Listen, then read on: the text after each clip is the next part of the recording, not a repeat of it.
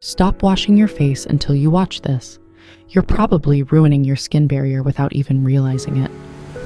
Most teens make one massive mistake that actually causes more acne. And today, I'm going to show you how to fix it for good. Step 1 is the part most people skip. Wash your hands. You don't want to transfer bacteria from your phone or keyboard directly onto your pores. Also, if you're wearing makeup or waterproof SPF, use micellar water or a makeup remover before anything else. The golden rule is lukewarm water, ideally between 33 and 35 degrees Celsius. Don't use hot water, as it dries out your skin and triggers even more oil production. Avoid ice-cold water too, as it won't dissolve impurities effectively. This specific range helps open your pores for a deep, safe clean. Now, pick a gentle cleanser.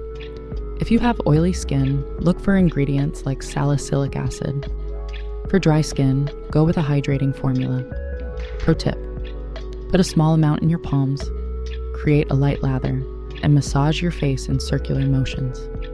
Focus on your T-zone, forehead, nose, and chin, but don't scrub aggressively. 60 seconds is all you need.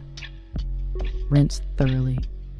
Leftover soap residue can cause major irritation. Now, for the moment of truth, do not rub your face with a towel. Gently pat your skin until it's dry.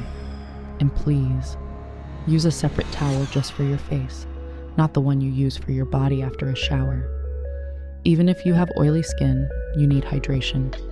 Apply a lightweight moisturizer while your face is still slightly damp.